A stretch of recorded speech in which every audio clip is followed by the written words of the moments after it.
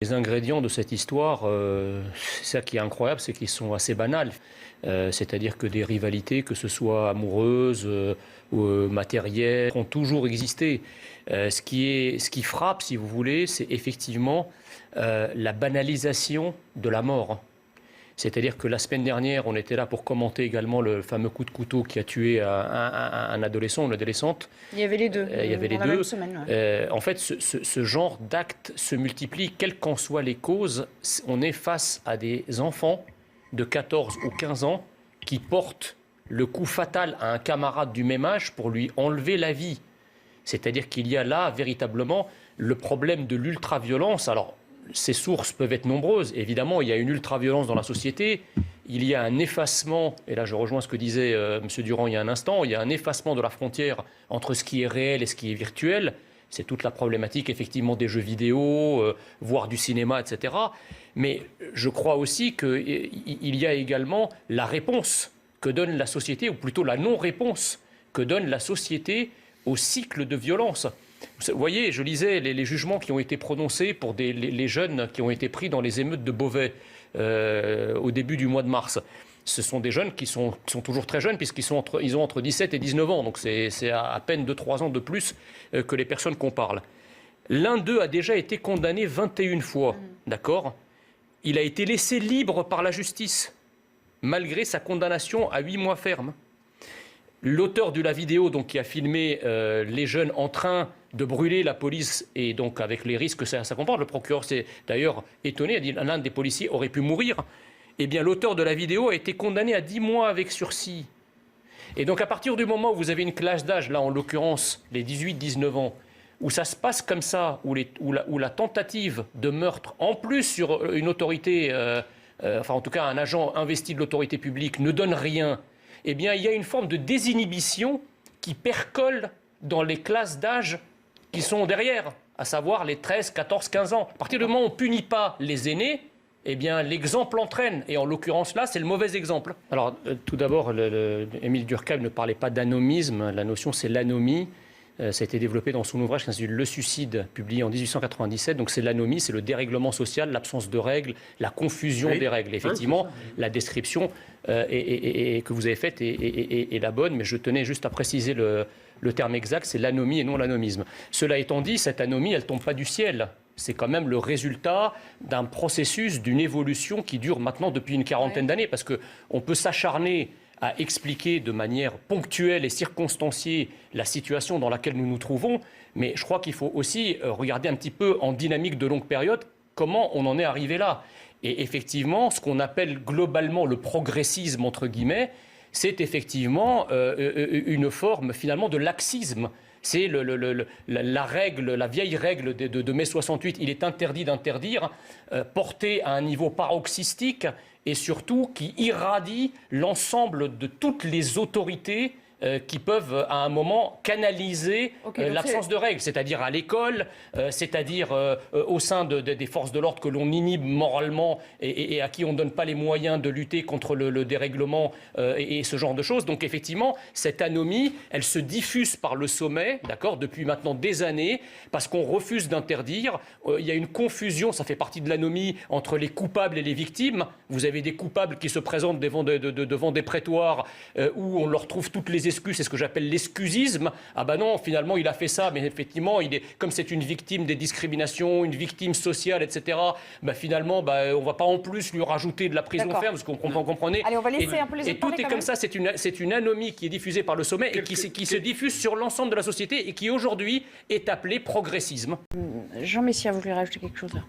Oui, d'abord, c'est l'autorité, c'est justement ce qui manque le plus au progressisme, parce que le progressisme est au pouvoir depuis maintenant 4 ans. Je n'ai pas eu l'impression qu'on a assisté à un retour ou à un accroissement de l'autorité dans notre société. Si on parle d'anomie, c'est précisément parce qu'il n'y en a pas d'autorité. Il n'y a pas de règles, il n'y a pas non plus d'autorité. Donc effectivement, quand il n'y a pas d'autorité, ben, les enfants se comportent comme des adultes, encore une fois, par cette espèce de percolation de la violence qui part des classes les plus âgées et qui descendent dans les classes les plus jeunes. Voilà. Jean Messia. Je suis à peu près d'accord, mais je ferai la synthèse des deux interventions précédentes, c'est-à-dire qu'effectivement, Aujourd'hui, l'UNEF n'est pas ce qu'elle était il y a quelques dizaines d'années. Et effectivement, nous avons besoin de syndicats étudiants.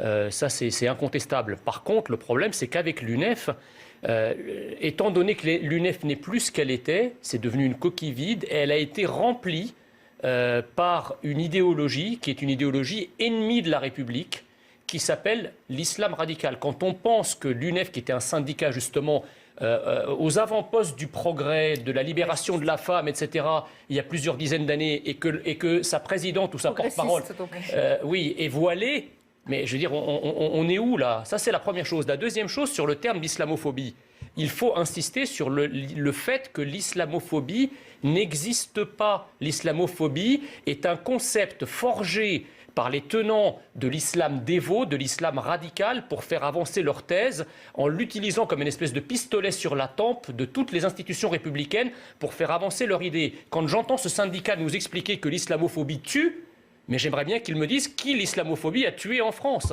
Ce qui tue en France, c'est précisément l'islam radical qui rafale, qui égorge, qui poignarde. Là, oui, ça tue. Mais l'islamophobie en France n'a jamais tué personne. D'accord ? Ensuite, enfin, je conclurai en disant que à l'université, dans l'enseignement supérieur, pas tout l'enseignement supérieur, juste les sections des sciences sociales, il y a effectivement un problème d'islamo-gauchisme que d'ailleurs même la ministre de l'enseignement supérieur a relevé récemment, parce qu'on a des espèces de pontes universitaires qui se griment en khmer universitaire, qui jauge des thèses qu'on peut défendre, d'autres qu'on ne peut pas défendre, et il y a une véritable dictature de la pensée. Je vais vous donner un exemple. Essayez aujourd'hui, dans une section de sciences sociales, de faire une thèse de doctorat sur l'esclavage des Noirs par les Noirs. Eh bien, bonne chance pour trouver un directeur de recherche. Par contre, sur l'esclavage des Noirs par les Blancs, là, c'est open bar avec les théories indigénistes, etc. derrière. Voilà ce que j'appelle la dictature de la pensée. Ce qui est invraisemblable, si vous voulez, c'est que tous ces gens-là qui aujourd'hui mettent en accusation ces deux professeurs, ce sont des gens qui font métier de se draper des oripeaux de la lutte contre le fascisme, contre tout ce qui menacerait nos libertés individuelles, nos libertés publiques, la liberté de penser, etc. Mais eux, que font-ils ? En faisant la même chose. Que font-ils quand ils interdisent des conférences, par exemple celle de Madame Agazinski, qu'ils interdisent de faire une conférence, qu'ils interdisent, comme vous le disiez, de jouer une pièce, voire qu'ils interdisent les travaux universitaires sur un certain nombre de thématiques parce que tout simplement, elles n'ont pas l'heure de leur plaire. Mais en fait, l'extrême droite existe, c'est eux en fait. C'est eux qui font police de la pensée. Bah, exactement. Bah, écoutez, c'est le constat que je fais depuis des années. C'est la recrudescence là, sur la période des 3 dernières années, c'est ça qui est... Le problème, si vous voulez, c'est qu'il faut bien comprendre, pour prendre les choses de manière un peu plus générale, il faut bien comprendre que la République en France, elle se qualifie. C'est la République française. C'est une République qui a été construite par un peuple à un instant donné, qui est le peuple français. D'accord ?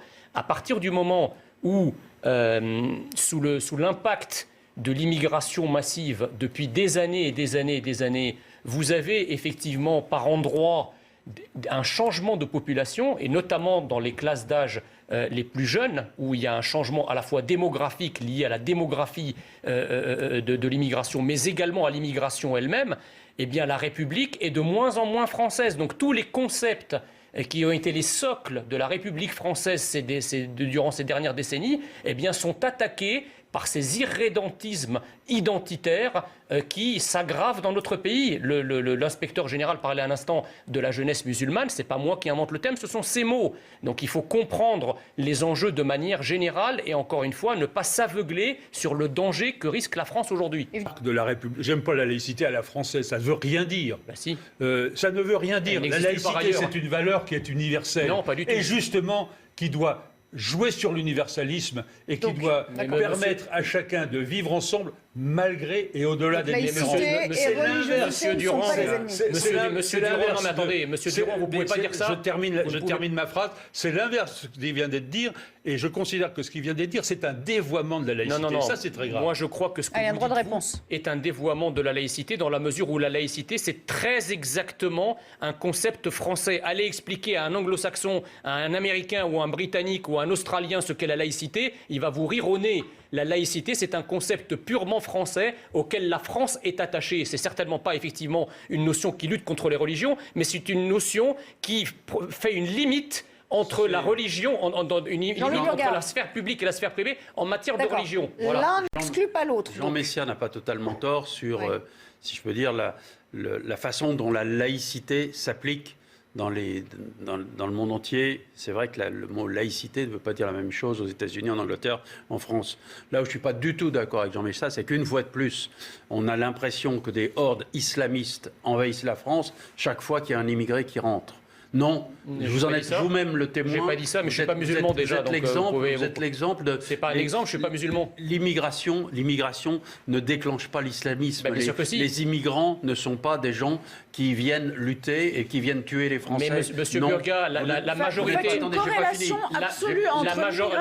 Non, mais je vais vous expliquer pourquoi. La majorité de l'immigration... Laissez-moi parler aussi. La majorité de l'immigration est une immigration musulmane. Et à l'intérieur de l'immigration musulmane, il y a évidemment un pourcentage de gens qui sont radicalisés. Voilà, je veux dire, ne pas voir ça, c'est s'aveugler sur la réalité du phénomène migratoire. La vraie question, Jean Messia, c'est de savoir pourquoi ces jeunes qui s'islamisent d'une certaine façon en France, pourquoi est-ce qu'ils le restent ? Pourquoi ? La question est de savoir comment on peut intervenir, comment on peut agir sur cette jeunesse pour modifier ce qu'elle a dans la tête. Alors comment est arrivé l'islamisme en France ? Comment est arrivé l'islamisme ? Attendez, parce qu'on a non, mais c'est fondamental, parce que, en fait, ce que vous ne comprenez pas, si vous voulez... Le chrono, il est écoulé, là. L'islam en France, il n'est pas né d'une conversion massive des Français à cette religion. L'islam en France, il est arrivé par les vagues migratoires. Si aujourd'hui vous avez entre 6 et 8 millions de musulmans, c'est pas des gens qui se sont convertis. Le problème, si vous voulez, c'est que nous sommes engagés dans une course de vitesse entre la vaccination et le virus. Une course de vitesse que malheureusement nous sommes en train de perdre. Et on n'insistera jamais assez sur l'échec de la stratégie Macron-Merkel qui a décidé l'achat de vaccins via la Commission européenne, etc. Juste pour donner quelques chiffres, les pays où l'on vaccine le plus, ce sont aussi les pays où on voit une chute importante du nombre d'hospitalisations et de la tension en réanimation. Je prends l'exemple du Royaume-Uni. 30% de la population britannique a déjà reçu une première dose. On assiste effectivement à une baisse importante du nombre de cas qui arrivent dans les services de réanimation. En France, nous en sommes à 7% de la première dose. Donc effectivement, pourquoi la tension en réa augmente ? Pourquoi on a dépassé le cap des 1000 ? Ça, c'est juste la conséquence d'une stratégie, de l'échec de la stratégie vaccinale. Voilà, c'est tout. Nous avons des institutions en Europe qui, quand même, contrôlent que le vaccin ne va pas avoir des effets secondaires. Alors qu'on le fait beaucoup moins facilement en Angleterre et aux États-Unis. Donc ça exige d'avoir un peu plus de recul. L'Europe est plus intelligente qu'Israël, l'Europe est plus intelligente que la Grande-Bretagne. Il faut arrêter avec ça. Il est difficile de l'espoir de la guérison. On est quand même à 4000 personnes en réa. On était à 7000 pendant le premier confinement, mais ça peut potentiellement grimper très vite. Comment peut-on être aussi aveugle ? C'est ça, je ne comprends pas. Vous ne voyez pas qu'effectivement l'Europe a été beaucoup moins efficace que d'autres stratégies plus nationales. Pourquoi vous ne voulez pas voir que le Royaume-Uni réussit mieux, Israël réussit mieux, d'accord ? Et le gouvernement nous disait qu'avant le mois... C'est pas lui qui fait les lois. Le gouvernement... Si je suis aveugle, vous êtes sourd. Laissez-moi finir. Non, vous êtes les deux. Je veux dire, le gouvernement... C'est gratuit. Le gouvernement nous avait promis qu'effectivement la population française devait être entièrement vaccinée avant l'été. Ça, c'est ce qu'il nous disait il y a encore quelques semaines. Et maintenant, ce à quoi on a droit, c'est de nous dire que finalement, peut-être au mois de juin, ça sera les gens qu'on commencera à vacciner, les moins de 50 ans. Donc vous voyez bien que tout ça relève d'un amateurisme et de la navigation à vue. Vous êtes un grand pessimiste, mais chaque fois... Ce qui est intéressant avec Jean Messia, c'est que... c'est qu'il a raison. Vous voyez, la dose est comme ça de pessimisme, mais chaque fois, il en rajoute un petit 25% dessus. Moi, vous savez, on navigue dans l'à peu près. Ça s'appelle la lucidité, Monsieur Burga. Merci. Qualité qui vous manque. Je tenais à constater... Atteinte à l'intimité. Après l'émission, je vais être probablement, comme à chaque fois, insulté par les amis de Monsieur Messia. C'est classique, c'est normal. Parce que les vôtres, c'est des et ça ne me gêne pas.